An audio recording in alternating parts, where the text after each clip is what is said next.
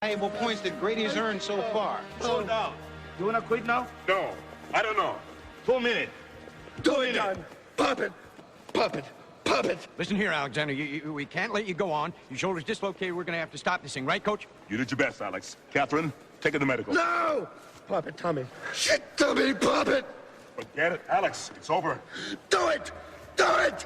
Do it.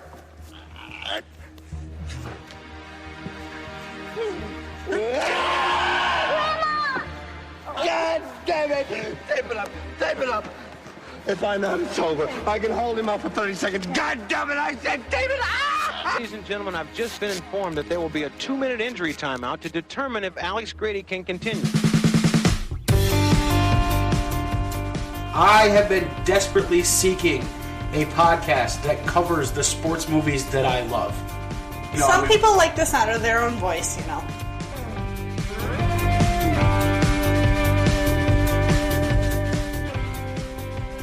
That is one of the maybe 5 movies ever that even to this day, when I watch it, makes me tear up. Tugs at my feels. What am I getting myself into? Exactly.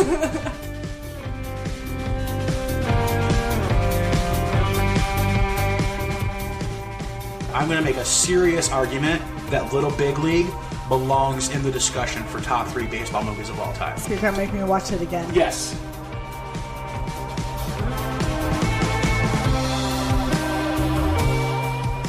Did you say the title of the show?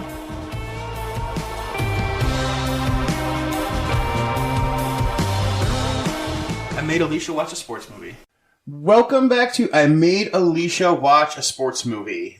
I'm Matt, and every week I make my girlfriend Alicia watch another sports movie and then make her sit down and talk about it. How excited are you, Alicia? I'm here. You're here. We watched a good one. It's a good movie. We've had 2 back-to-back really good ones. Mm-hmm. So, what did I make you watch this week?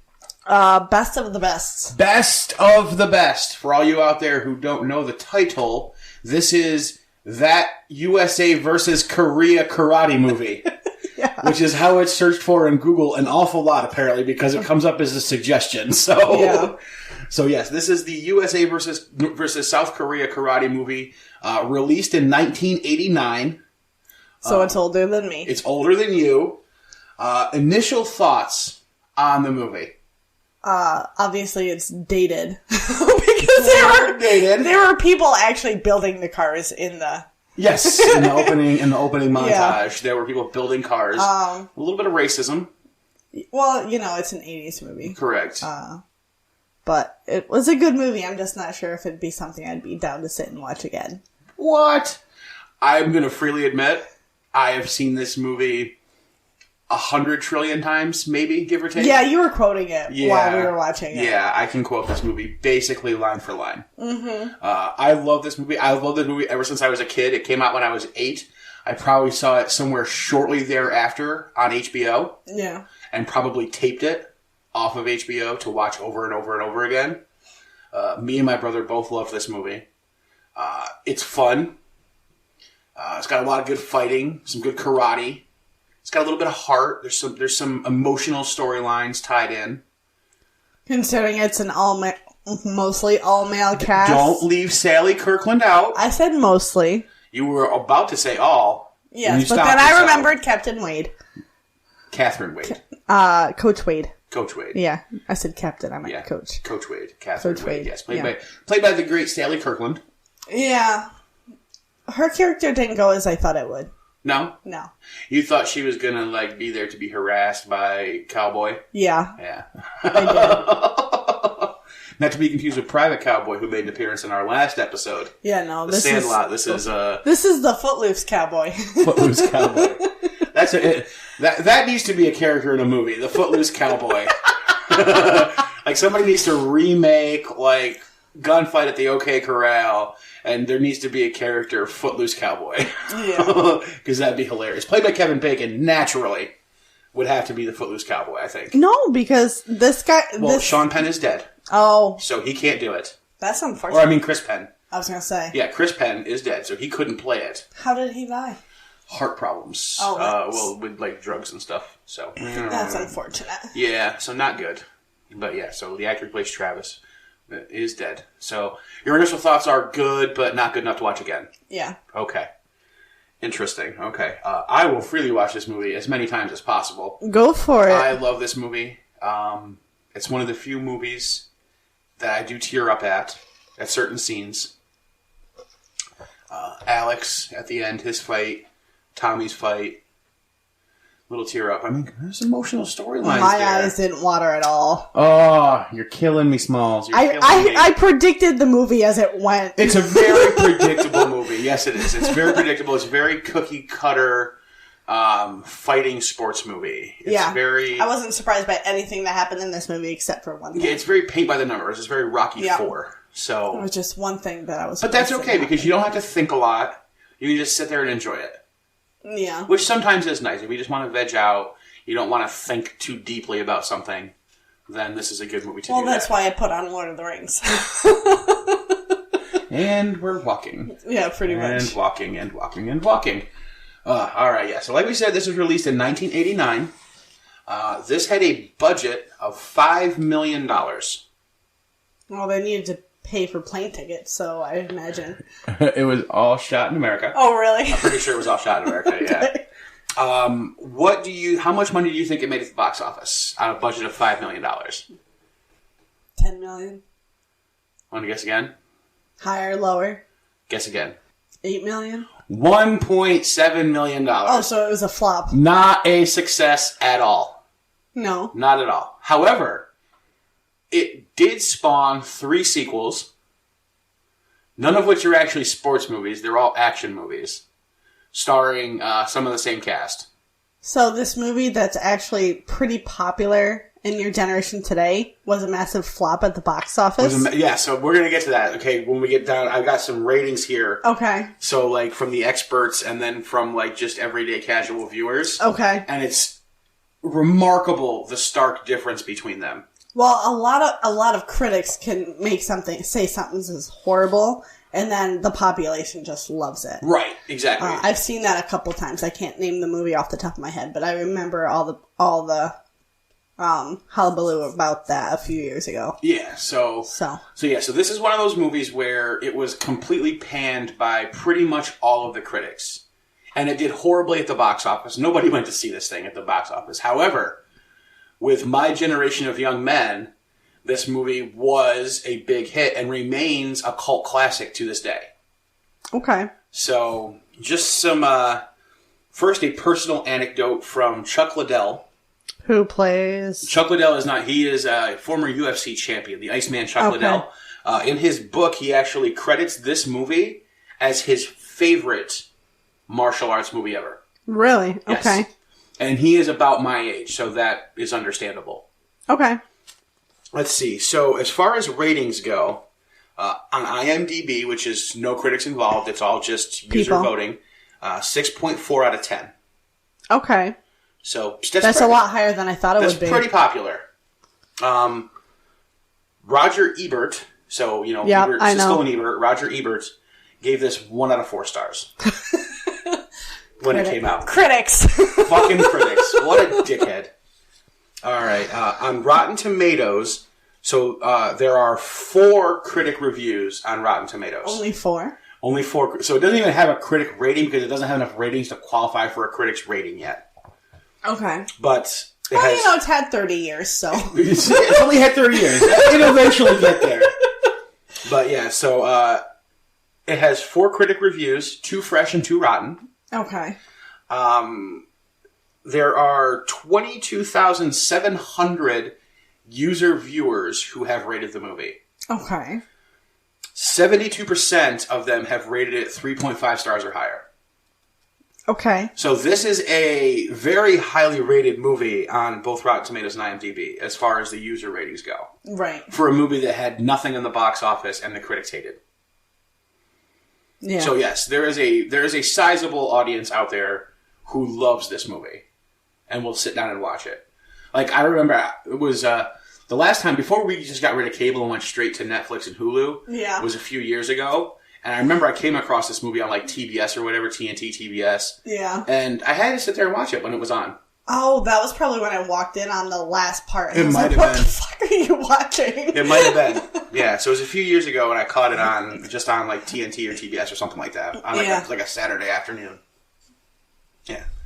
All right. Let's see. Like I said, there are 3 direct to at that time VHS sequels. Oh my god. They're all just action movies. They're not related to like the actual like sporting event, so we're not going to cover them. Maybe on bonus episodes, but they're not going to be covered on the actual sports episodes. Yeah. Because they're not sports movies. I'm not sure if I'm keen on watching all 3. Remember, the title is I Made You. Yeah, so that's true. That doesn't really matter. I'm not tied to a chair or anything, guys. For public's sake, she's not tied to a chair. No. I voluntarily go through this hell. It's not hell. This was a good movie. All right. So some of the actors to go over. Yep. I forgot to mention, in 2015, Philip Rhee, who played Tommy, is credited for the story and for producing the movie, said that he is in the works to reboot the series. I hope it's better. With some of the original with a whole new cast coming back, and him on as producer and director. I may be interested to see that, but he said that 4 years ago. It is 4 years ago, and there still is not even an IMDb page for the reboot. Yeah. So who knows where it is or when it might possibly happen. I would imagine it's set to go directly, if they do it, it's going to go directly to On Demand or Netflix or Hulu or like YouTube Red or something. Yeah, because they don't do directly to DVD anymore, do they? No, it's direct to video on demand. Yeah. Which honestly makes it a lot easier for a low budget movie like that to get made. Because then they don't have to pay for all the production costs. Yeah. Exactly. They pay for shooting the movie, for editing it, and then for putting it onto those streaming services. Yeah, exactly. So it makes it easier for movies like this to get made.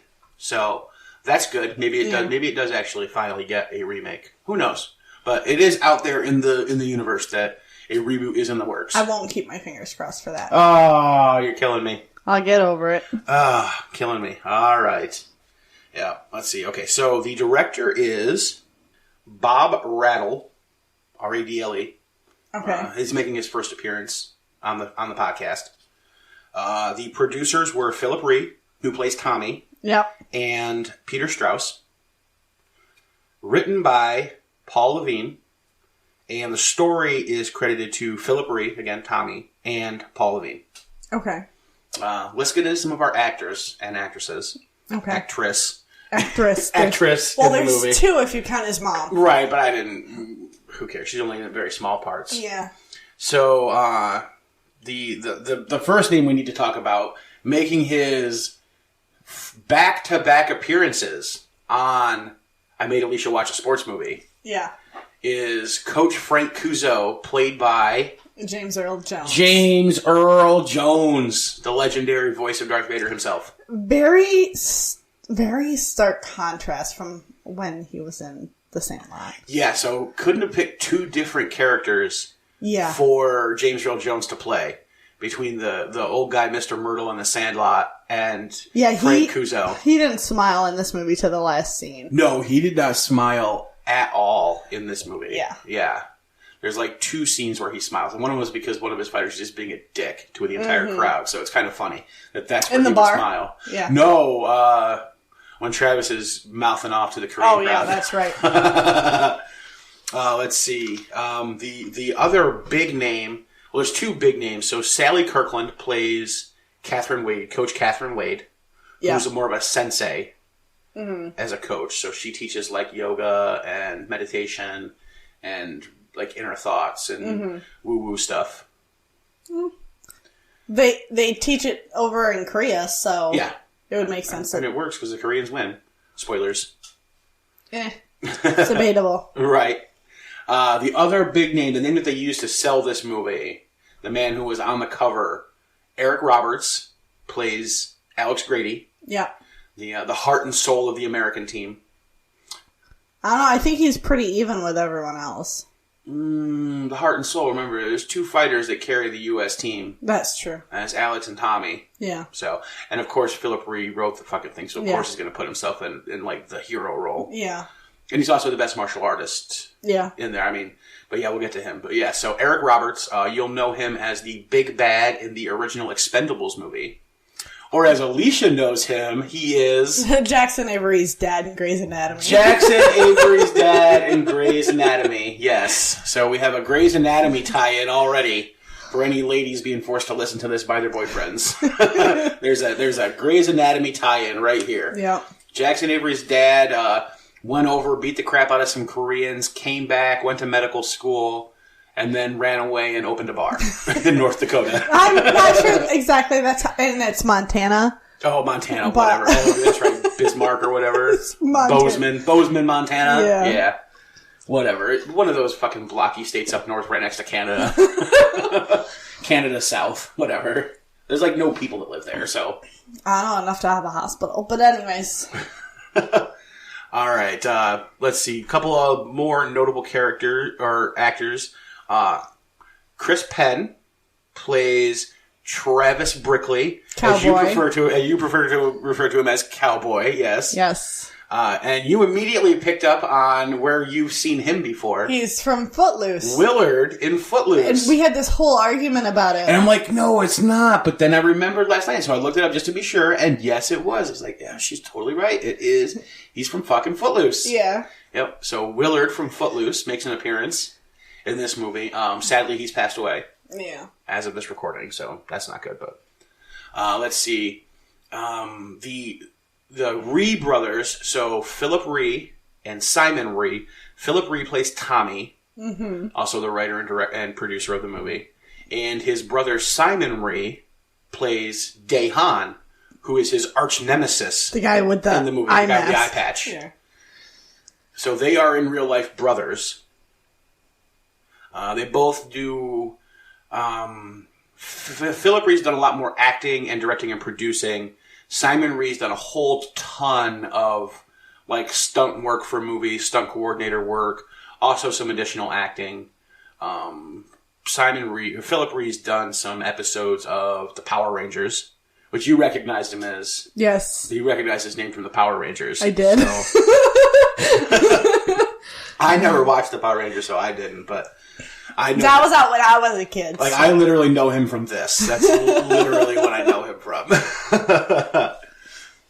Let's see. And those are really the only kind of big names that we get in the movie. Yeah. Yeah, the other actors, they do a good job, but they're... Who's the other two on the team? Virgil and Sonny Grasso. Yeah. Yeah, and both of those actors never really went on to do much else at all. Yeah. And the actor who plays Virgil has also passed away. So, yeah, sadness. But life happens, I guess. Yeah. All right. So that's the cast. Not a stellar cast, but when you think about, 1989, you've got Eric Roberts, kind of like the height of his playing us like a manly movie guy. Yeah. And that's a big name at that time. You've got James Earl Jones, who's just a huge name all the time. Yes. Sally Kirkland was a pretty big name. I don't recognize her from anything. No, she's kind of done with acting, so she was kind of like she hit her peak before you were on the scene watching movies. Okay. Yeah, so. And, that's pretty much it. That kind of leaves us with getting into the movie. Okay. So the first thing we're going to do is we're going to insert the original theatrical trailer for the movie right here. Yep. And then when we come back from that, we'll get into breaking down Best of the Best. A team is not a team if you don't give a damn about one another. You going number one or number two? Trust Dad. Mom, I gotta go. What does it take to turn 5 uncontrollable characters into one unbeatable team? Even with my help, it will be difficult, if not nearly impossible, to defeat a team from Korea. I'm afraid. You need this fight bad. You need this fight for you, man. I'm here to teach you how to win. Winning isn't a sometime thing. Winning is an all-time thing. This is the only thing I know I am good at. Don't take that away from me. You can work. You can sweat. You can train. You can dream and never be better than good. But when the right people come together at the right moment, when they care almost as much about winning as they do about each other, they can become the best of the best.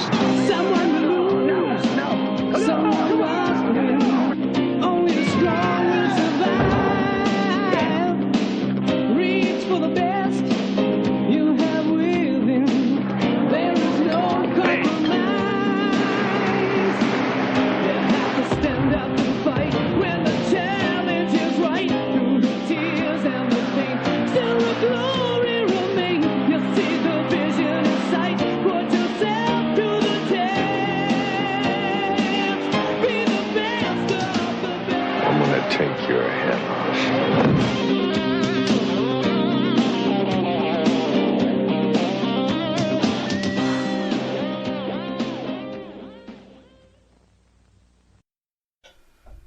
All right, so let's get into best of the best. Yep. All right, so we start off with a pretty cool little sunrise scene, Yeah. which reminds me, I guess, more of Japan because it's like the land of the rising sun. Yeah. Or whatever. But it's Asian, and that's close enough in the 80s. I guess it is, yeah. We get some traditional Asian music playing, and then we jump right to this, like, field filled with Korean martial artists Yep. in nice, neat rows doing uniform exercises. Yep. And everything is very regimented. Everybody is doing everything at the same time. Everything's very nice and neat and orderly. And it's really interesting. Yeah, very uniform. Yeah, and then we cut directly from that to loud rock music and a music montage of cars being built by American workers. Specifically, Eric Roberts' character. Yep, Alex Grady. Yes, Alex Grady. The contrast here is amazing, and they're going to play up this contrast a lot in the movie between like the ragtag team of Americans and this unbeatable machine that is the Korean team. Yeah. It's a very heavy theme of the movie. It's very Rocky IV-esque, where Rocky and they play up like the overindulgence in America versus like the very Spartan lifestyle of Ivan Drago and the Russians or the Soviets at the time. Right. Which, don't worry, the Rocky movies will be on our list of movies to watch, except for probably Rocky V, because fuck that piece of shit. As long as we don't have to do them in like one No, we won't do them in other. order. No, Okay. I don't want to do all the movies. I don't want to do like series of movies in order. Yeah. Like I thought at one point maybe we would do like the Kevin Costner Trinity in order. Yeah. But I don't know about that. That's a lot of baseball movies right in a row. Yeah, mix it up for me. Yeah, we'll mix it up a little bit. Although I gotta admit, a good day of sitting down and watching Bull Durham, followed by Field of Dreams, followed by For Love of the Game sounds really good. At least to me, anyway. Yeah, to you. But yeah, so we will get to the Rocky movies, of course, and the Creeds and all that good stuff. But yeah, so the contrast here is striking. And then Alex, he punches out, and he heads home to teach his son how to ride his bike. Yeah, very proud dad. Yep, very proud dad. Now, you had a costume note about Eric Roberts' sweater here. Yeah. I've never seen men wear those sweaters. I've seen women wear those sweaters. Yep. And then nobody for the last 20 years. Yeah, and then nobody wears those sweaters, but I remember when I was younger, I remember women wearing them. Yeah, it was like this like ribbed pattern, but it was all one solid color. Yep. But except for the V-neck design on it. Right, but it was like this like, it had like this like ribbing knitted into it. To give it like some sort of like pattern, even though it was all one color. It was a very, very odd choice to put Eric Roberts in this sweater. Yeah, like, but I mean, he pulled it off. It was, I mean, it's Eric Roberts. You can kind of pull off anything you want. I mean, he had the nice tight jeans on, so he was showing off the ass to the ladies in the crowd. And his hair, his greased back hair. Yep. In the front, and then just kind of relaxed in the back. Yes. So he wasn't mole. He had full on long hair. This wasn't mole. This wasn't business in the front, party in the back. It looked like those headbands that little girls wear. Looks like he put that in and then had like mousse in his hair and then took the headband out and left it that way. Now remember, this is the era of hairbands. Yeah. So long hair was the rage. Yeah. Because this is the era that brought us, your Motley Crues and your Guns N' Roses and your Bon Jovis. Yeah. But this is 89. Yeah, well, that's that. 80s and early 90s is your era of long hair rock. Oh, I didn't realize it was early 90s. But okay. Early 90s, yeah. Motley Crue was still huge in the early 90s. So was Bon Jovi. Yeah. So. But I was watching this scene, and I remember I stopped and asked you. I said, so when does the kid get hit by a car? Yeah, you did. And spoiler alert, not for another 40 or 50 minutes of the movie. Yeah. But yeah, so he's pushing the kid along, does the typical, right, so we're going to push the kid says, don't let go, and then you let go. Yeah. And the kid starts riding the bike by themselves. Yeah. And what I love here is he rides it by himself, and like Dad is like super excited, and he's like getting choked up when his son's like, Dad, I'm riding by myself, and he's like, yeah, yes you are. He's like, you can tell he's getting choked up. Yeah. Eric Roberts does a very good job emoting. He's a very underrated actor because he's always given like a lot of the roles he's always been given were like the manly tough movie things. This is why he was in the Expendables and stuff. But he does a very good job emoting. Yeah. Very good acting job by Eric Roberts in this movie, I think. Yeah. I was pleasantly surprised. Yeah, he handles the emotions for the character very well. Yes. That was very Dad. Yep, very Dad. He's got a complex character to play when you think about all the things that his character is balancing. He's got a young son. His wife died when the kid was a baby. He's got a busted up shoulder. That he's trying to make a comeback into the karate scene with that busted up shoulder. He's poor, working what at the time was a very decent job. You could legitimately make a lot of money building cars at the time. Yeah. This was kind of like Now, were they are Detroit? No, he was in Portland. Okay. Yeah, so he was in Portland. See, I was trying to figure out what kind of car he was making because it's those, the cars where the headlights pop up and down. Yeah, so probably like a Corvette or something like that. Yeah, yep, a nice fancy car. So he's probably making a decent living. Yeah, because he's got fancy karate equipment. He's able to fly to California or wherever and take 3 months off and not have to worry about it. Yeah. Yeah. So, I have a feeling that, his mom lives with him at his house to take care of his son while he's working and stuff because she's probably retired. Yeah. So. I recognize her voice. From somewhere. From somewhere. I can't place it. You didn't look it up? No, on IMDb. I didn't. And I didn't bother looking it up on IMDb either, but before I even saw her face, I recognized the voice. Okay. I just can't place her. Gotcha. Yeah, she's been in a lot of things. She plays a bit part in a lot of stuff. Yeah. Like, a lot of stuff. So, to go through IMDb and figure out exactly where you know her from would have taken a while. I probably know her from quite a few places. Probably, yeah. But, yeah, she's been in a lot of bit parts in a lot of things. TV shows, movies, and TV movies. So, miniseries and stuff. Yep. And now, what I love about the kid riding the bike part is he starts to lose control of the bike. And you can see him veering just past a parked car towards, the curb. And then they just cut away. Yeah. Without showing him, because he probably fucking crashed right there. Yeah. And usually the TV show will show the crash, right? And then, the kid's, mad at Dad. Well, why'd you let go? Blah, yeah. Blah. But they just cut right past that, and they cut right into a children's karate class. Yes. And they're being led by our hero, one of our heroes. Tommy Lee. Tommy Lee. Yeah.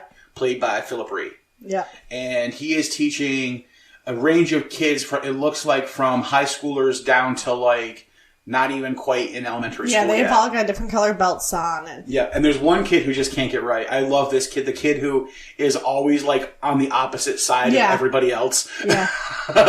And he picks them up and turns them sideways. And the kid just goes right back to the other way. Yeah. Wonder if that kid's left-handed. Yeah, it's quite possible that he just couldn't figure out how to fight with his non-dominant hands. Yeah. But yeah, I just thought it was hilarious that there's this one kid who's always facing the completely wrong way of everybody else. Yeah. That's too funny. And then we get two kids fighting. Yeah. And they're gonna. You're in my bubble. Yeah, they're gonna beat the crap out of you. This is the you and your sister of this karate class. Yeah.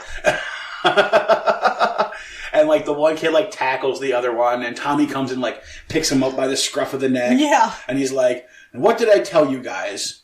What did he tell them? Number one rule.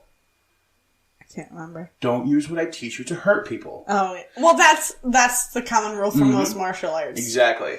And that plays into Tommy later in the bar scene as well, where he doesn't want to hurt people, but he does. And the end of the movie. And the end of the movie, yes.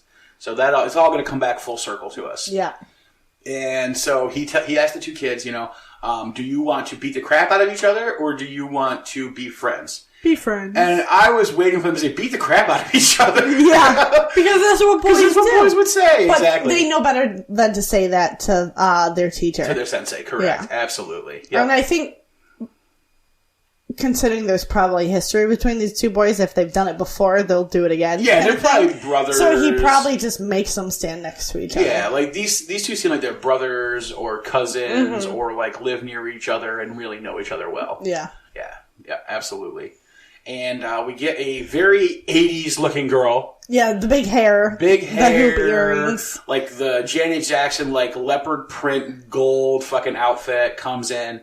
Mr. Lee, you have to see this. And he gets a letter. And he reads it, and he gives us a fist pump. You can tell this letter's been typed on a typewriter. Oh, yeah, this is old school. Yeah, this shit is old school. Well, we don't see his letter. No, but we see Alex Grady's. So then we cut right away from his fist pump to Alex Grady reading the same letter, we assume. Yes. And he has been invited to try out for the U.S. national karate team. Yeah.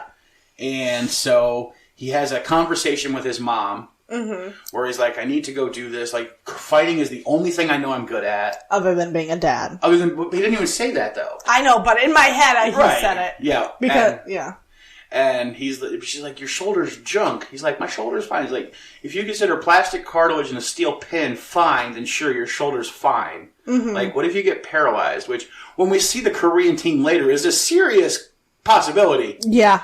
Like, these guys are fucking hardcore. But he goes, look, I'm going to talk to my son. I'll talk to Walter, and we'll work it out. So we cut to him reading King Arthur to his son for a bedtime story. Yep. And I love King Arthur stories. So, this Arthur and Lancelot battled all day against the evil Mordred and finally defeated her and blah, blah, blah, blah, blah, blah, blah. Yeah, no details, but we just got the tail end of the story. Yeah. And then the two of them talk about him going away. And he's like, I'll be gone for 3 months. Now, what sells Walter on letting his dad go fight? He gets the medal. He gets the medal that his dad has promised him he will win. Yeah. So as long as Daddy brings him a medal, he's okay with his dad going away for 3 months and fighting. Yeah. So that's pretty cool. And it's good to see a relationship between father and son like this, that they love each other so much, and the kid, even though the kid's young, he understands this is what his dad wants and needs. Yeah, absolutely. Because that's not a normal conversation. Plus, he probably thinks it's really cool that his dad's going to go fight. His dad's like a world-class martial artist. Yeah. Like, had that been me at that age in school, I'd have been telling all my friends, like, my dad is going to go beat up other people because he's part of the karate. Yeah. Like, not understanding it at all, but just being like, my dad is so badass, he gets to fight people, type of thing. Yeah. Yeah, absolutely. And so from there, we cut back to the Korean team. And it's their selection process, which isn't much of a process. No. They've already got their list. So up on stage, we have their coach. Yeah. And we have Daehan. Yeah. Which this scene kind of confused me a little, because they didn't actually get to see them fight. They just saw how they all worked as one unit. Right. Now, but we learn their accolades later when they're introduced to the American team. Right. And they've seen them fight. Right. Like, these guys have all won, like, world championships and gold medals. So they knew who they wanted on the team before they invited all these people out? I would assume so. Then what's the point of wasting everyone's time? Well, I would assume that that the whole group is actually the Korean national team, and these are the 5 who are going to be like the headline fighters at this event. Okay, that makes sense. Yeah, because remember, they're all wearing the same uniform, so that makes sense. Yeah, so like in Korea, like karate is like their national pastime. So like, think of like every 4 years, like we celebrate our Olympians, right? Yeah. And like actually support them. Well, in Korea at this time, like, they just supported the karate team, like, full bore all the time. And the government even paid for it. Yes, they were paid by the government their job was martial arts. Mm-hmm. Yep, absolutely. So we get our 5 members chosen. Well, the other 4. The other 4. one Daehan's of course going to be there. Because later on we'll learn he's the winner of every major invitational for the last 10 years. Yeah. So of course he's going to be on the team. And he's like the captain of the team. Yeah. So we get the other 4 members. And then we get a loud chant of Korea, Korea. Yep. And then we cut right from this, again showing the contrast. So this is the Korean selection. It's very patriotic. It's very measured. It's very traditional. Yeah, there's no big fanfare. Nothing, yeah. And then we cut right to loud blasting country music from a boombox being carried by Chris Penn. Cowboy, Travis Brickley, through this, like, bubble arena with 4 martial arts rings in it. Mm-hmm. And this massive tournament going on where everybody in America fighting to be on the karate team is here. Yeah. And we walk by Coach Frank Kuzo. Doesn't look happy, but I don't think the man has many smiles on his face in this movie. I don't even think it's not being happy. He's just all business. Well, he has to be after what happened 15 years ago. Yes, We'll get to that. Yes. And even he remarks as Travis walks by with his music blaring, goes, "This is a fucking circus." Yeah. Which is too hilarious. And then, so we this is where we meet our other fighters that are going to be the American team. Yeah. So we've got Cowboy coming by, and then we see Alex Grady and Tommy Lee and Cowboy sitting together. And Alex asks Cowboy if he can use some of his tape up his hands. Mm-hmm. And Cowboy's like, "Fuck you," and walks off. Yeah. So I'm not real impressed by Cowboy. Yeah, you at least a dozen times throughout this movie, you were like, "Fucking Cowboy." What an asshole. Yeah. And so Tommy shares his tape with Alex. So that's how they meet. Yeah.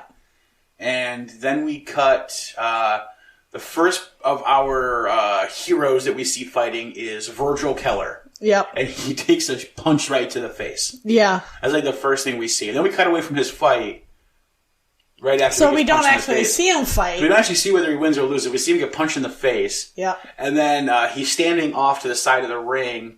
And we get Travis, Cowboy, walks by him and just goes, "You shouldn't block with your face." Which is too hilarious. You'd think, if he's that good at martial arts, he would have learned some humility in his classes, because they definitely teach that. He's like from Miami and like... Is he really from Miami? His character, Miami, Florida, yeah. Cowboy's in the wrong town. No. Florida's pretty redneckety. I know, but Miami is not so much. But this is 1989 Miami. That's true. This isn't Will Smith's Miami. That's true. So... So, and then this is where Virgil meets Sonny Grasso, and they have a weird conversation about breastfeeding. Yeah! Virgil also introduces himself. "I used to be Italian, but now I'm a Buddhist." Right, so Sonny goes, "They call me Sonny, I'm Italian." And Virgil goes, "I used to be Italian, but now I'm a Buddhist." And Sonny looks like... What the fuck are you talking about? I burst out laughing at this scene because I was like, what the fuck is going on here? Did I miss something? And then Virgil's just like, "I just kidding. I was never Italian." Oh, it's too good. Yeah, Sonny's real big on him being Italian. Yes. Yes. I do have to say, nothing against Italian people, but every Italian I've known of the male sex... is like that I've met. Very proud to be Italian. Yes. And a lot shorter than Sonny. So. Well, none of them are really tall. No. The last one I met was actually shorter than me. Whoa. Yeah. That's pretty short. Yeah. All right. Okay, so it's interesting. And then we get Sonny so this is where we learn Sonny's name. The announcer calls Sonny Grasso and Travis Brickley to ring 3. Mm-hmm. And Sonny goes, "Oh, look, the fucking Cowboy." And so he has to go fight Cowboy. Yep, and I think that's where I got Cowboy from. Yep. Well, you just kept noticing his fucking cowboy hat. Yeah, he walked around with a cowboy hat and a martial arts ring, so whatever. But yeah, so he goes and fights Travis, and we get a fight montage here of all of our heroes fighting. Yeah. So we get Tommy Lee just kicking the shit out of people. Mm-hmm. We get Alex Grady just kicking the shit out of people, and then we get Sonny and Travis fighting each other, and it ends in a scuffle, and Sonny is awarded a point, and Travis flips the fuck out. He punched me in the arm, not in the body. Doesn't count. Kicks over a fucking chair. Storms off. Yeah. Does a fuck you gesture to Sonny and the referee. And the assistant coach, Don Peterson's like, oh, that boy's got quite a temper. And James Earl Jones is just like, we can work with that. That boy's a fighter. Like, oh yeah, he's getting picked for the team. I don't know why they picked him for the team. I really don't. He's good. I don't know. When it comes down if to you can't be a team player, When it comes down to but he does become a team player. Yeah, at the very last second. No, before that, when he asked to make sure that Alex is still on the team. Yeah, like I said, very last second, less than 3 days before they have to go to Korea. That's all it takes. Whatever, that's all it takes. We're at the last minute. As long as you're a teammate, you're a teammate. All right. It's all good. It's all good in the hood. Yeah, it's a lot of karate, and it's a lot of karate. It's a lot of karate, and then we continue our montage beyond this. And my favorite part of it is we get Travis in another fight at the very beginning of it, where the competitors are supposed to bow to each other. Travis bows, and then when the other guy bows, Travis just kicks him in the face. Yeah, that's because he's an asshole. Is that legal? No. And then we get my favorite extra in the entire movie at this point, who is the old man and his wife in the crowd when Travis kicks this guy in the face. So I'm going to assume that this is supposed to be probably the other guy's parents. Right. And this guy is just like making like the best facial expressions and like flipping he threw out. his arms up. He's like, oh, can you believe what he just did? Oh! I imagine my dad would have done something like that. So good. So funny. That actor, he earned his whatever SAG paid for an extra at that time. He earned that. Yeah. Because he definitely brought his A game to that quick cut scene right there.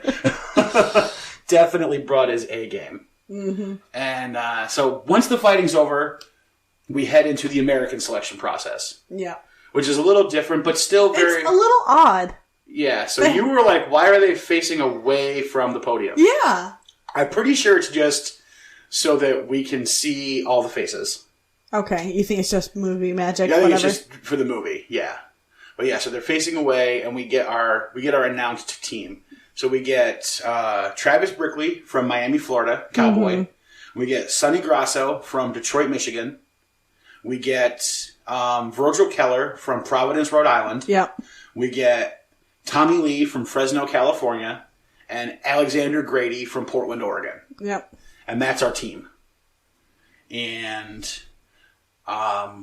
before we select, we get the businessman who's like the head of the board.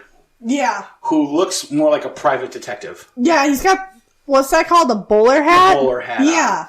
Yeah, he's like, have you ever seen like the Dixon Hill episodes of Star Trek The Next Generation, where Jean-Luc Picard plays Dixon Hill? Mm-hmm. It looks like he belongs in like a Dixon Hill novel. Well, now the hat would match if anything else on his outfit was black. Yeah, he's got like dark pants, a tan jacket, and this like gray bowler hat. No, the hat's black. Oh, that's right. The hat's black and like a light colored jacket. Yeah, he's wearing a gray tweed-ish design jacket and suit. It doesn't match his outfit at all. Yeah, businessmen dressed way differently back in the day, apparently. Yeah, no, I think they should, they should at least match his pants. If he's gonna wear a hat with the suit. If the jacket and the pants aren't the exact same color, right, then the hat needs to match the pants. Yeah.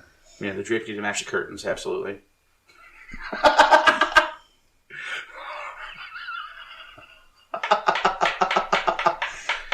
No, that saying is incorrect, but I'm not going to fix it for you, so. Curtains need to match the drapes. Curtains and drapes are the same thing. All right, yes. So this is our team, and we have an initial team meeting with Coach Kuzo. Yeah. And He tells them, "You have one last night of freedom. After tonight, your ass is mine for 3 months. No sex, no alcohol, no drugs. No drugs." Well, I don't think drugs is the problem. Well, maybe with Cowboy. Who knows? You He's going to be coked up once in a while. Yeah, exactly. But yeah, they will, for the next 3 months, they will eat, sleep, and shit competition. Yep. His name is Frank Kuzo. To them, however, he is Mr. Kuzo or Coach. Yep. Not Frank. Which will come back to us. Yeah, he's very strict in this movie. Very stern. Yeah. A very stern coach. Yeah. And he has his reasons for it. But yes, he's a very stern, very strict coach. He tells them that they have this one last night of freedom, that a bus will take them downtown at 1900 sharp. 7 o'clock. 7 p.m. Because the one guy's like, what the hell's 1900? Yeah, Sonny Grasso's like, 1900 what? And Travis is like, 7 p.m. Pinhead. Yeah. He tells them that if any of them are lucky, they may even get laid. But given the high standards of the local females, he really doubts it. The high standards of the local females, it'd probably be a good thing they don't. Right. Now, 2 of them almost do score. Yeah, until someone decides to start a fight. Well, bikers be bikers. I don't know. I think the woman started that. She knew what was going to happen. She definitely took the first punch. That she did, yes. Yeah, all right. But before we get there, they're moving into their dorm rooms. Their dorm rooms, yeah. And the first thing we get is Travis pushes by Tommy to get through a doorway before him. Mm-hmm. And basically shoves him into a wall. And then just in the most racist Asian voice ever goes, "Oh, so sorry." And you busted out laughing at this. I did. And I felt horrible for laughing. But when you said that the actors themselves made this movie, then I didn't feel too bad. So the Asian guy in the American team, Philip Rhee, he's one of the writers of the movie. Yeah, so then I didn't feel too bad because he did it himself. Right, yeah, he put a lot of jokes in there, yes. But if it had been like an all-white production crew that had done it, then I'd be like really pissed. Right. Now, but I did. I burst out laughing and I couldn't stop. Oh, it was hilarious. You laugh at all the racism in this movie, pretty much. I did, and I don't know why. Now, with that said, with our first bit of racism, we talked about a possible reboot of this. This movie can't be made the same way today. Yeah, like this wouldn't fly. Yeah, we discussed that with The Sandlot. Yeah, so like this like the subtle racism, or actually not so subtle racism, not so subtle of this movie would not fly today. No, it wouldn't. Much like the bullying in The Sandlot wouldn't fly today. Yeah, everyone's too soft, too sensitive these days. Yeah, too whiny. Yeah. Yep. And I hate that I laughed at these jokes, but they're funny. They're funny. They're hilarious. Racism is funny, I guess. Maybe, who knows? Apparently, it is because we both. Well, if they can make the jokes about themselves, I guess then it's not a problem. But I won't make that joke for them. Right? Yeah. Exactly. Yep. So we have our roommates. So we got Tommy and Alex. Yep. Are rooming together. Virgil and Travis. Which is hilarious. Yeah, Virgil's like scared of Travis. Kinda, yeah. And we'll get to, because they have an interesting conversation before we get to the bar, which is hilarious. Yeah. But, and then Sonny is rooming with the trainer, Don Peterson. Who's got all the VHS and floppy disks on his desk. We need to talk about this. Because holy shit.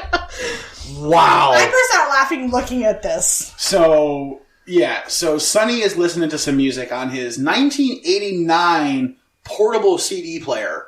Is it a CD player or a cassette player? Because he had the big red container with cassettes. They weren't cassettes. If you look at them, they were CDs. Oh, really? Okay. Yeah. I thought they were cassettes. No, they were CDs. So he's got a CD player.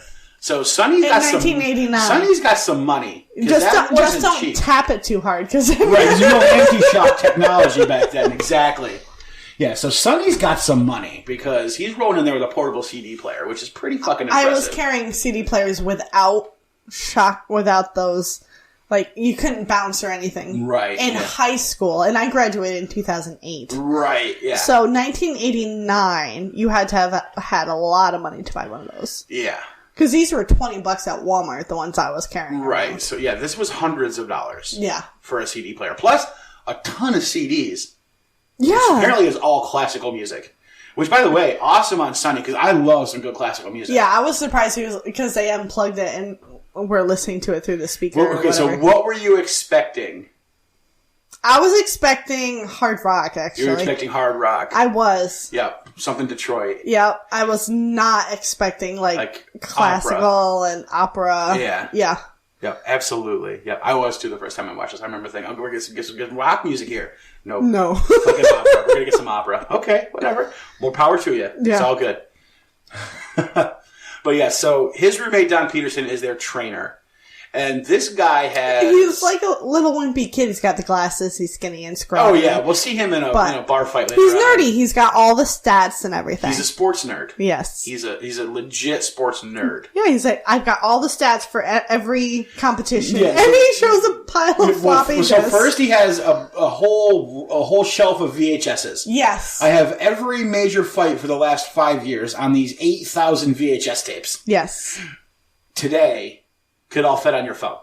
With space to spare. With space to spare. Yes. And then he pulls up, if you want stats, I've got this pile of fucking 3D printed save buttons. 3.4-inch floppy disks with stats for all the major fighters. Again, the space today that would be taken up by all the information that is on those floppy disks literally could fit on like a 1 gigabyte nerd whistle. Yeah, if you don't want to lose it, just like stick a magnet to it to the fridge. You'll be fine. Yeah, I could save this to my Google Drive and it would literally tell me I'm using 0% of the storage. Yeah. I remember having to like put an English paper on a floppy disk, and it took like 3 floppy disks to get it. Right? Yeah. Like holy shit. Yeah. Yeah. Yeah. Oh, it's just the technology is so funny. I know. And now I've got like this little micro USB that's like a terabyte. Yeah, and his computer screen is like this giant CRT. It's like as deep as it is wide. Yeah, those heavy ass monitors. God, it must weigh like 4 trillion pounds. Yeah. I used to tear those things apart when I was a kid for fun. Oh, of course you did. I did. Yeah. I had pliers and everything. And never put them back together. They couldn't go back together when I was done with them. It's a good thing your dad was a computer nerd and had all sorts of computer parts laying around. He gave me the parts he wasn't going to use. There you go. Yep. But yeah, this guy's setup is amazing. And we'll see it even more later when they do the kicky punchy power machine. But yeah, so everybody's getting ready to go out, and we cut to Virgil and Travis's room. Virgil is meditating on the bed. Virgil is meditating on the bed. He's got like the poncho blanket around his shoulders and it's like this fucking like minstrel show monkey fucking like multicolored vest. Yeah. Balloon MC Hammer weird colored pants. I think they're bright red or orange or I think they're something like orange. I think they're an orange. Yeah. Like a burnt orange. And he's just meditating on his bed. And Travis is trying to get his attention because Travis is like, there is some fresh young snapper down at this bar that we need to go invade.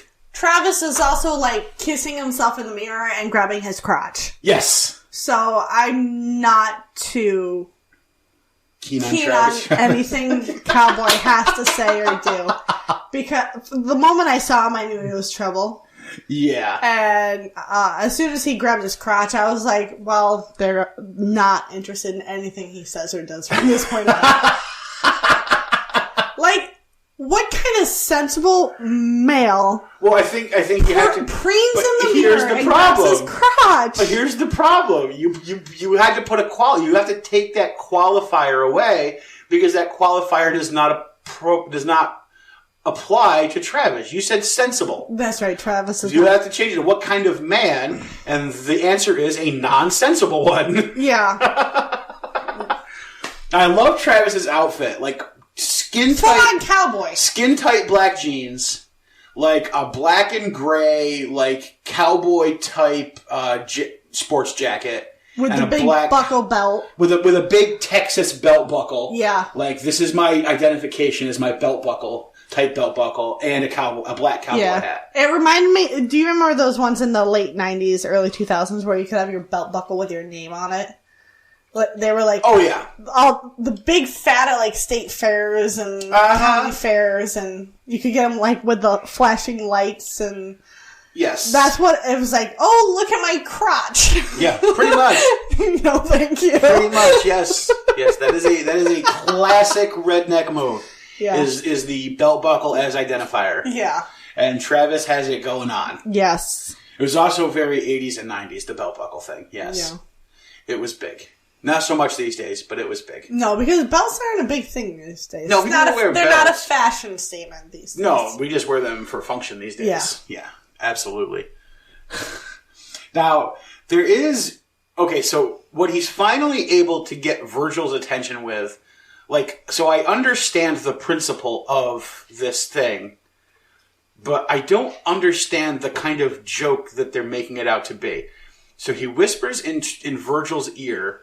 We're talking inner and outer labia, and starts to walk to the door. And then Virgil, like, stirs out of his meditations, like, Travis, did you say inner and outer labia?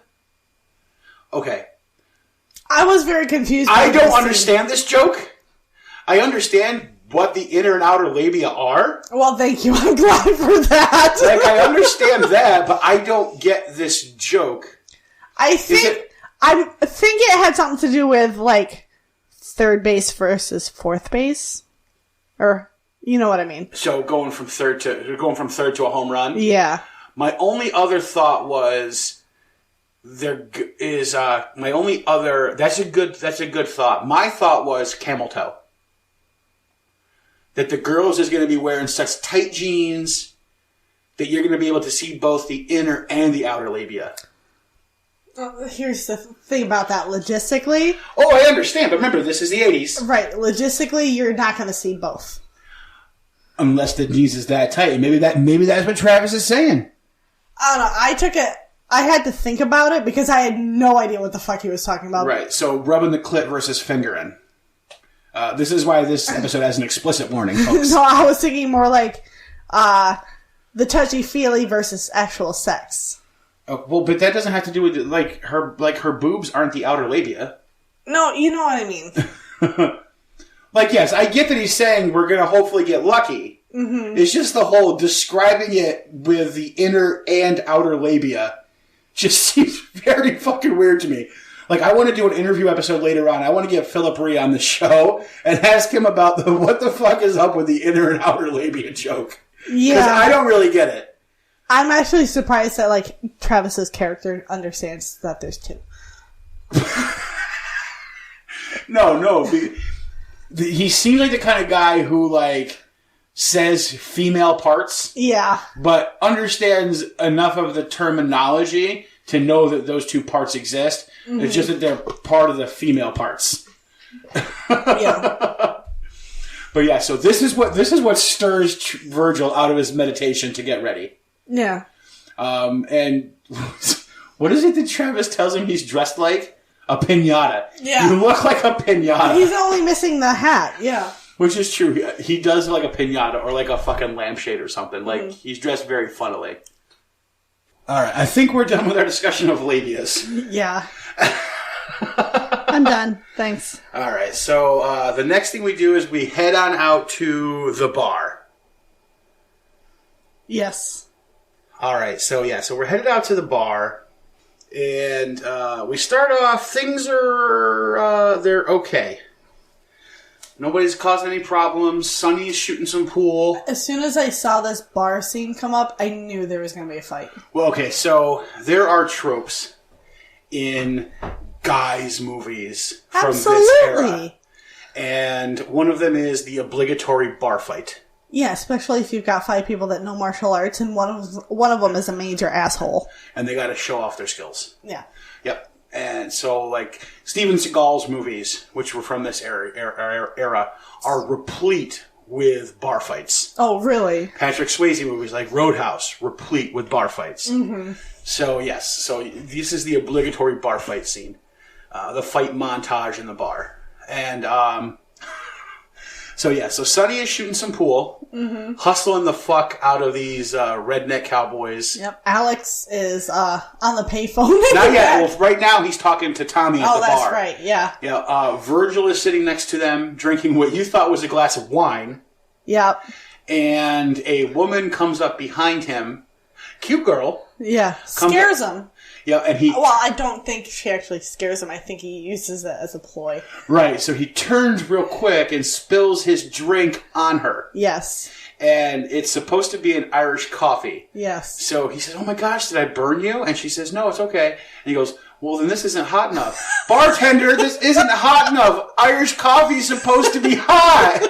And she looks at him dumbfounded. I probably would have done the same thing. And then starts laughing, and he goes, yeah, I'm just kidding. And they head on off to dance. Yeah. And Sonny and Alex and Tommy are like, the fuck? Yeah, that actually worked. And I think it was it Alex when they walked by and goes, you burned her hand and she'd love to dance. Yeah. Okay. And then the next scene that we get is... Now, wasn't this the same girl that Travis had at... She was going to the bathroom and Travis asked her if she was going number 1 or number 2? Yes, I think it might be. Yes. So, yes, previous to this, the girl was headed to the bathroom. Yes. And Travis is parked just outside the women's bathroom. On the jukebox. Leaning up against it, pulling the dude move. Yeah. And she walks by, and he just looks at her, no hesitation, no hint of laughing in his voice, and just goes, number 1 or number 2? Like, what the fuck, dude? I looked at you and I was like, did he really just fucking ask that? And he did. And she says, fuck you, and walks into the bathroom. Well, good for her, but what the fuck, Travis? It's so funny. Oh my god, it's hilarious. So after this, we get Travis making googly eyes with the girl of one of the guys playing pool. Yeah, the biker guy's girlfriend. Yeah, the big biker guy. Yeah. You can tell because he's the one with the jeans, like the cut-off jeans jacket on and everything. So yeah. he's like the leader guy of the bad guys. Yeah, and she's dressed pretty slutty. Well, she's dressed like she's out in the town. She's dressed in a very 80s going to the bar outfit. Okay. She's got the hair. She's got the loose shirt, probably without a bra. I do like her shirt. Yeah, it's like gold She foil. was wearing a bra because her bra strap shows later. Okay. But yeah, it's like a loose, like, gold foil shirt. Yeah. I mean, and she had, like, tight black jeans on or pleather pants, one of the two. I did like her shirt. Yeah, she had a cool outfit. I mean, back in the 80s and 90s, this was hot. I can imagine the sweat on the legs from pleather pants. Yeah. Not something I want to think about. But so he walks up to her and says, would you care to dance? And she just leads him to the dance floor. Yeah. Ballsy. Yep. So, well, I don't. If Travis suffered from anything, it's not a lack of balls. Yeah, that's true. That is not one thing that Travis suffers from. That's true. And then, so we get Sonny joins Alex and Tommy at the bar. Yeah. And he's upset because he hasn't. Nobody wants to sleep with him, and he doesn't get it because he's Italian, so women love him. Yeah, exactly. I'm Italian. Women love me. And Alex goes, not tonight they don't. And he goes, what? Not tonight they don't. And then I don't know what being Italian has anything to do with how a woman perceives you. Right. Well, anyway, yeah.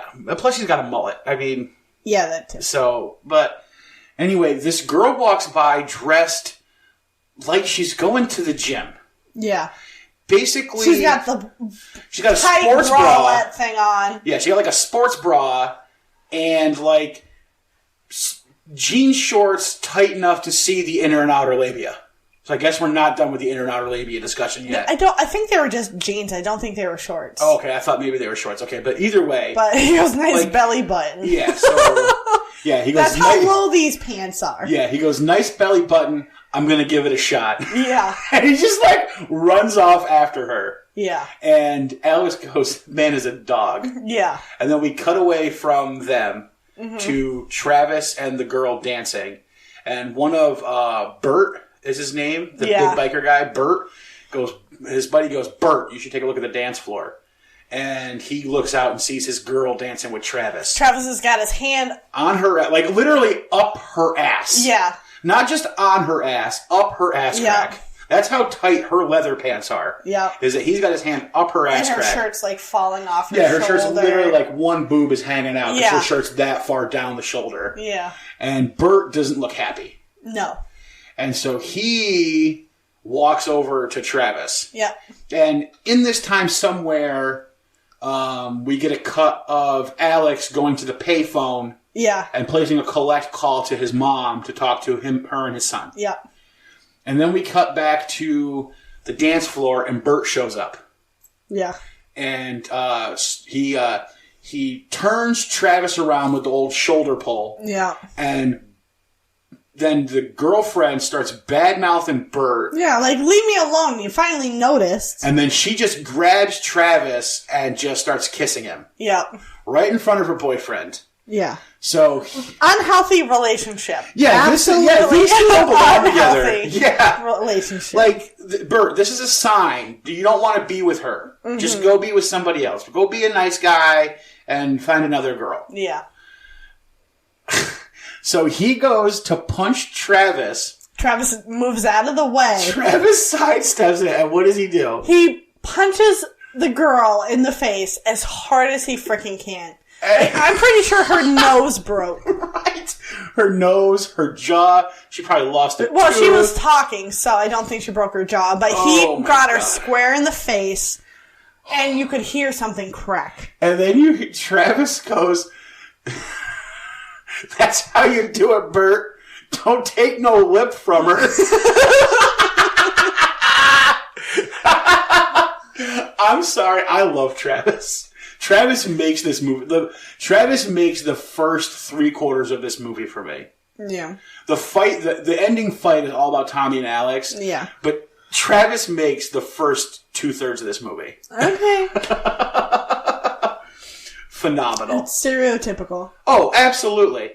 And so, of course, a fight the big ensues. brawl ensues. Yeah. Now, we get Tommy trying to break it up. Mm-hmm. We get Bert yelling at Travis, I want his balls. To which Travis responds, do you remember what he says? Something about, well, that probably because you don't have any. Right. I thought you were missing a pair. Yeah. And they get their hands on Travis and they crack a pool stick over his back. Yeah. And that starts... Because they started walking out of the bar. Right. And that starts the fight. Yeah. First of all, you don't fight anybody by getting them while their back is turned. Well, you do if that's how you fight. That's... And to be fair, against these 5 guys, that's like their only shot. Right. But they have no idea these guys are. Right, they have no idea who these guys are. Now, just as the fight is ensuing, Coach Kuzo shows up. Yep, and he just sits down. Just pulls up a seat at the bar. Grabs a shot. Grabs a drink, and just sits and watches the festivities. Yep. Which is hilarious, because you get this whole chaotic cuts of this fight going on, to like little cuts of Kuzo just sitting there at the bar, sipping on his shot, watching it all go on. Meanwhile, Alex is still on the phone in the back corner. Yep, and we've got Tommy beating the shit out of people. We've got Alex we got Travis beating the shit out of people. Virgil cracks some guy in the head with the pool table lamp. Yep. And then breaks a cue stick over his back. Yeah. We get somebody flip through a fucking pinball machine. Yeah, we've got all those metal rods that separate the seating from the dance floor. Somebody's head goes through all of those. Yeah, crack right through all those. That Sonny does that, and then Sonny gives us our first real good one-liner of the movie. This is just like Detroit. Yeah. And then we cut to Alex on the phone. Yeah. And he's just finished talking to his son, and he says, "Put Grandma on the phone." And just as Grandma comes on the phone, some guy comes crashing into the phone booth and like smashes into a picture and rips it off the wall. And so Alex is like, "Ma, I gotta go. give my son a kiss for me, and then he heads on out to join the fight. Yeah. He has no idea why anybody's fighting. Yeah. He has no idea who's actually fighting. Yep. But he's like, oh, gotta be involved in this shit. Yep. So he walks out, and he's like walking down the aisle, and he sees his teammates fighting, and one guy like turns in his direction like he was falling in his direction, and Alex just like uppercuts him right in the stomach. Yeah, just like a stiff arm shot with the right to the face. Like, this guy might not have even been involved in the fight, but Alex just cold cocked him right in the face. He got his way. Bam, knocks him the fuck out. Yeah. We get the big finale of the fight is somebody gets kicked through. So like, two of the sections of the bar are cordoned up by like this giant plate glass window with the name of the bar carved into it. Yeah. And somebody gets kicked right through that. Yeah. And then through that and then onto a table. And then somebody gets whipped right up against the bar next to Coach Kuzo. Yep. And then he just goes, okay, gentlemen, that's enough. That's enough. And the fight's over because he's going to take everybody home. Yeah. All right, so this is your first rendezvous with the bar fight montage. What do you think?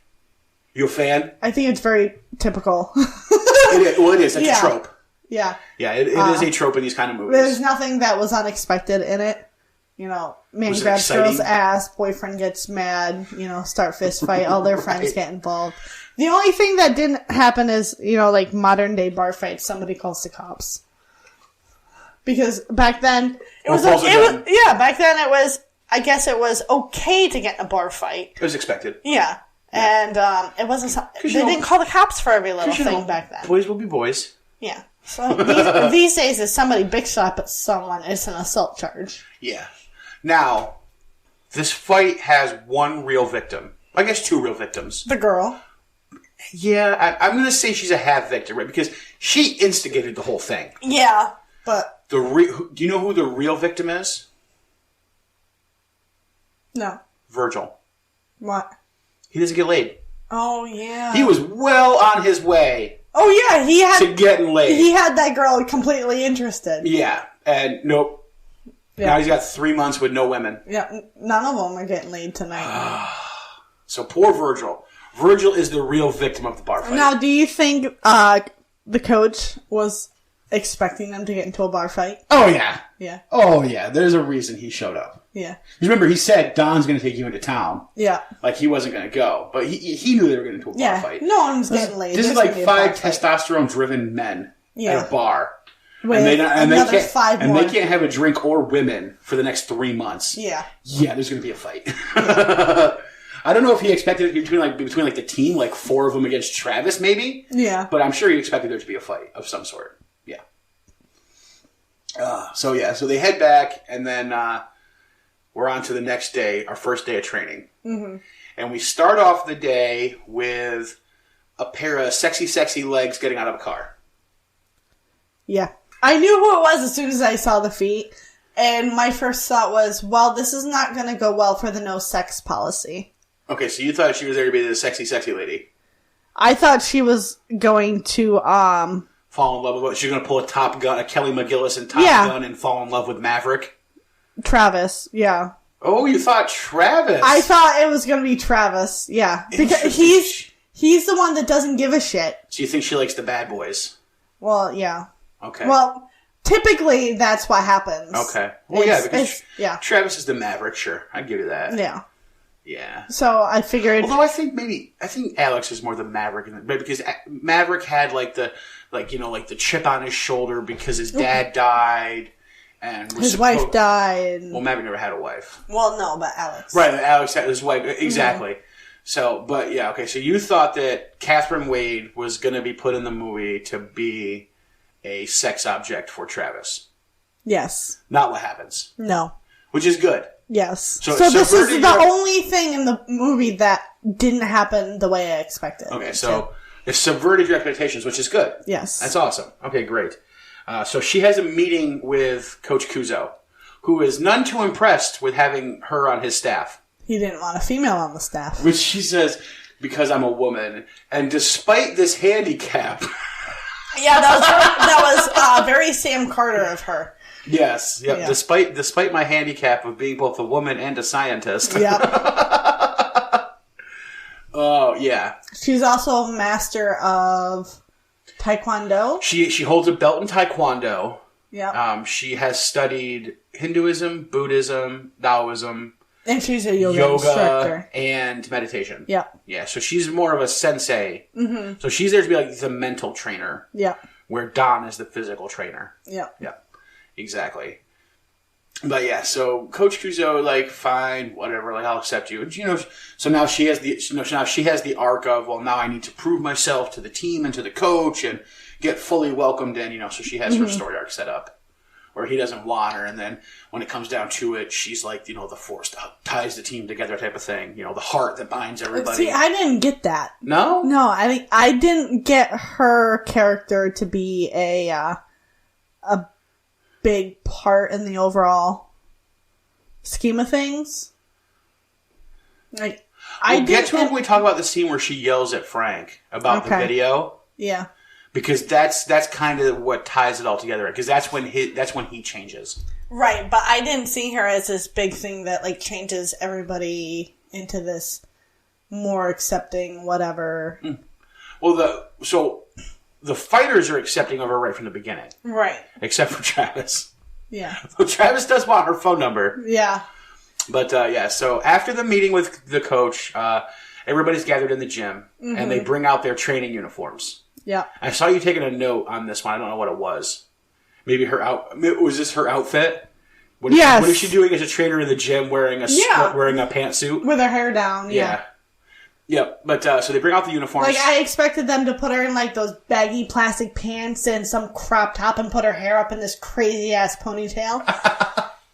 You know, right. Stereotypical 80s. Right. You know, and she's in a gym. But no, she wears her fucking suit and her high heels with her hair down. Yeah, well, she just came right from that meeting. Right.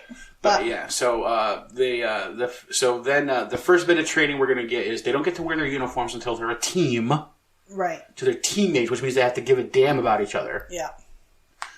Their first training is to run 5 miles. Yeah, 20 laps. 20 laps around the track, which Sonny goes, that's 5 miles. And good for you! Frank Kuzo goes, that's right, Grady! And he's like, I knew that. So then we get, of course, so this is another trope in not just sports movies, but like movies in general, especially like guys movies. It's like the ragtag team. Mm-hmm. Right, so like you got like the Bad News Bears, like this like team of like misfit players. The Sandlot's a ragtag team, right? The kids who don't fit in with the other groups are all accepted into the Sandlot team to play.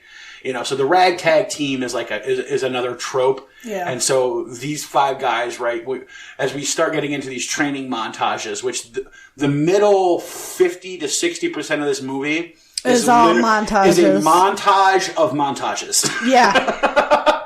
So this movie goes totally meta with the training montage, with the music montages, and just gives us a montage of montages, which is amazing. If you say so. But we started off with a running montage.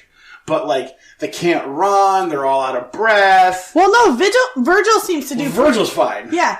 And then you got Fat Travis taking up the back. Yeah. Can't run. Now, supposedly, Travis is the 3rd lightest fighter on this team. Because in the final fight, they break it down by weight class. Yeah. So, Sonny is the lightest weight class. Mm-hmm. Virgil is the 2nd lightest weight class. Travis is the 3rd lightest weight class. Alex is the 4th lightest weight class, and Tommy is the heaviest weight class. Well, it probably has something to do with muscle tone, but I thought it was based more on who's a better fighter. Well, I think that's what it is, but fights are almost always broken down by weight class because you don't put like a super big guy against like a smaller guy because like that's unfair. But Travis also, he's not a very muscular guy, but he's not skinny either. So he's got some cushion to him. Yeah, he's like what do they call it? He's like the fat muscly guy. Yeah. Yep. Not toned, but not fat. Yeah. Like he can do martial arts. Yeah. So whatever, it works for him. But yeah, I just to pick a nit. They get the weight classes. I don't think really mean much. Yeah. But they're supposed to because they even Ahmad Rashad mentioned it later in the 2nd heaviest weight class of the day. But, like, you probably should have just left out the weight class line because obviously you're not lining these people up by weight class. No, they were doing it by who's a better fighter. Right, yeah, exactly. So we get the running montage where they're running, and then we cut, I believe, to some Asian training. Yes. No, we don't. First we get their run, and then they're doing sit-ups. They're doing 165, right? 165 sit-ups where they're punching at the end of their sit-ups. They're doing a double punch at the end of their sit-ups. And then Wade gives them a speech. Yep. Great speech from Vince Lombardi. Good morning. My name is Catherine Wade. I'm Mr. Kuzo's new assistant trainer. You are all very talented athletes and chosen for good reason. However, talent alone is not enough. We have a very powerful adversary in the Koreans and very little time to prepare. So, while Coach Kuzo and Don work with your fighting technique, I will work with your concentration.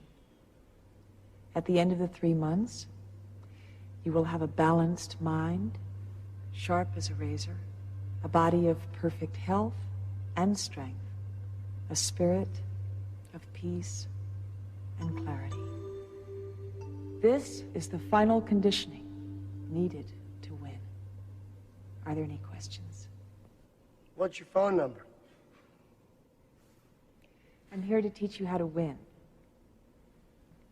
Winning isn't a sometime thing. Winning is an all-time thing. We don't win once in a while. We don't do the right thing once in a while. We do the right thing all of the time. Winning is a habit. Unfortunately, so is losing. Hey, that's good. That's Vince Lombardi. Vince Lombardi is a legendary coach of the Green Bay Packers. Like, the Super Bowl trophy is named the Lombardi Trophy. Yeah. So every year the Super Bowl winner gets the Lombardi Trophy. Okay. So that's how legendary this guy is in sports circles. Okay. And so she gives a Lombardi speech to him, and they're all, like, pumped about it. Except for Travis.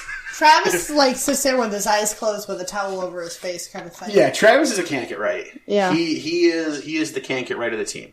If anybody is the rag in the ragtag group, it's Travis. Because later he's also the one that can't get along with everyone else until last minute. Yeah, he's the bad seed. Yeah. Yeah, he's the Rick Vaughn of the team.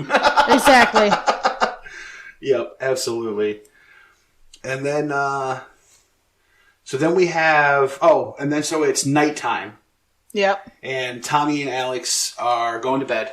Yep. And this scene is important just because we learn how long Tommy's been doing martial arts. He started training when he was 4. Mm-hmm. And Alex is like, holy fuck, I thought I'd been doing this a long time. Jesus Christ, I didn't start at 4. Yeah. And then Alex asks Tommy if he has any brothers or sisters. And Tommy says, no, I don't have any siblings. That's because his brother's dead. Dun, dun, dun. We'll get back to that. Put a pin in that answer. Yeah. All right, so then we get a montage of training. Our first real training montage. This is our first real training montage. The other one was just the running. Oh, okay. The cutting and back and forth of the running. But this is an actual training montage where we've got the U.S. team training and the Korean team training intercut. The Koreans are training at some pagoda. Yeah, a pagoda. Yeah. Maybe I'm ignorant on this, but I didn't think Korea had those types of pagodas. I thought they looked more Chinese. No, I don't know. We'll have to look it up, but I'm not 100% certain. Yeah, I'm not 100% certain either. Asian, and this is 1989. So nothing was politically correct. Close enough. I know, but I didn't think that Koreans had pagodas like that because I've seen those in Chinese, and I've seen some for Japanese, but I've never seen a Korean pagoda. Right, yeah. So, but the whole idea of this scene is to show, right, the Americans can't get it right yet. Like, they show the Americans jump roping, and none of them can fucking jump rope. Nope. But then we get the Koreans, and they're, like, regimented and traditional training, and they're fucking badass, and they're working as a team. Yeah, they're doing, like, push-ups on fists, on cement, on angled flooring, because they're doing it on the step up, and like their coach is like hitting them in the back with a kendo stick as they go down, and to make sure that they're low enough. Mm-hmm. They're going all the way down. And then we get the Koreans like running up a mountain through a blizzard. Yeah, I did not know Korea had snow. Got snow. Yes, Korea has a very temperate climate, much like ours. Right. It's because it's not as far south as you would think. Right. I never it wasn't something I ever thought about. Right. So seeing them climb up a mountain in the snow, or run up a mountain in the snow, completely flabbergasted me. Which, by the way, that taken directly from Rocky IV, because one of the big parts of the big training montage in Rocky IV is Rocky climbing the mountain in the snow in Russia. Yeah. And getting to the top and yelling, "Drago! Drago!" Who's Drago? Drago. He is not Drogo. No. Oh. Not Drogo. Drago. Ivan Drago. Okay. Who is Rocky's enemy in Rocky IV. The big Soviet fighter. Okay. Who kills Apollo Creed. Okay. We'll get there when we watch Rocky IV. Okay. But yeah, so this training montage is designed to show us that the Americans are this ragtag team who can't do it right. They still need a whole ton of training, whereas the Koreans are pretty much, they could go fight today and would probably kick the fucking shit out of the Americans. Well, yeah, because the Americans can't do what they do. Not yet. Right, exactly. And they only have 3 months to prepare themselves. Yeah, and this is we get a yoga scene, and everybody's doing yoga. Except Travis. Who's just laying on his back with a towel over his eyes. Yeah. Yep. And then they're doing meditation, and he's just sitting there not meditating whatsoever. Yeah, he's hunched over, rolling his eyes, Yep. and the other guys are sitting there all proper. Yep. And then we get a little interruption in our montage. So a split between montages. We get a scene between montages where we're going to get a brick-breaking demonstration. Yes. And none of the guys want to try their hand at breaking the bricks. So Coach Kuzo volunteers Coach Wade to break the bricks. I think trying to embarrass her. Doesn't work. Seems like the goal here, right? Well, he doesn't want her there. Coach Wade will demonstrate. And I think that the whole idea is he wants her to be embarrassed in front of the team. Yeah. And so she steps up, and what the fuck does she do? She kicks ass. She breaks every single brick. She hammers right through 5 bricks. Yep. I thought she'd only break 3, but she also didn't expect she was going to do it, because who trains with their hair down? Right. But Now, by this point, she is at least out of the pantsuit and into a gi. Yes. So she's at least in proper training clothes. Yep. So that's good. Mm-hmm. From the looks of it, she's a brown belt. Yeah. Pretty impressive. Yeah. Brown belt in Taekwondo. Not bad. No. Not bad at all. And then we cut from the American men being super impressed with her breaking 5 bricks and not breaking any bricks themselves. How did the coach react? I don't remember seeing his face. I think he rolled his eyes. Okay. Well, actually, I think he looked rather impressed, but it was really, we got to focus on the team who were, this built her up in their eyes even more. Yeah. And then we cut to the Koreans trying to chop down trees with their bare